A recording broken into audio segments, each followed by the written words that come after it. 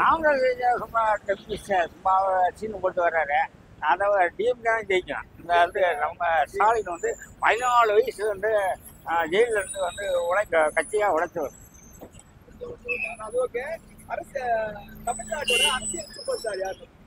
தமிழ்நாடு சொல்ல போனால் வந்து ஸ்டாலின் சொல்ல முடியும்.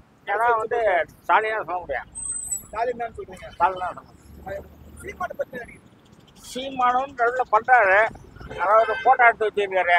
பிரவரனோட வந்து அது ஒரு உண்மை கிடையாது.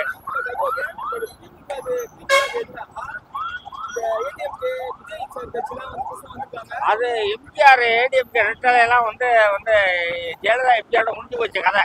இங்கெல்லாம் வந்து சும்மா டபுள் பீஸு.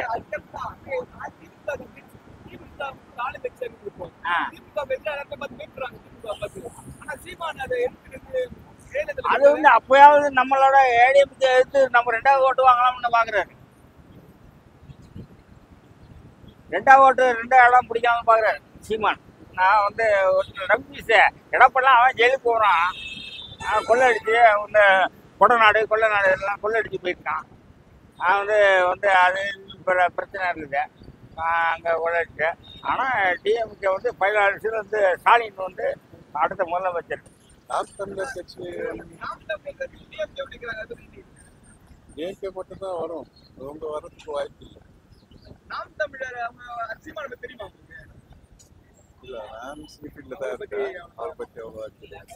இப்போ வந்து நிற்கிறதுல வந்து விஜய் சார் கட்சி ஏடிஎம்கே நிற்கல பை எலெக்ஷன்ல 2026 பார்த்துக்கலாம். அதை பற்றி நினைக்கிறேன். கரெக்ட் தான். இப்போ வந்து பை எலெக்ஷன்னா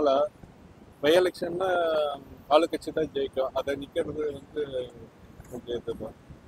நிற்காது நெக்ஸ்ட் இதில் பார்க்கறது வந்து பெட்டர்.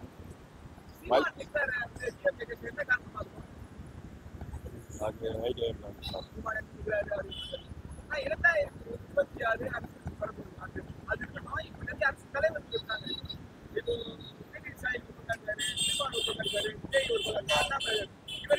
அரசியல் சூப்பர் ஸ்டார்னா யாரு?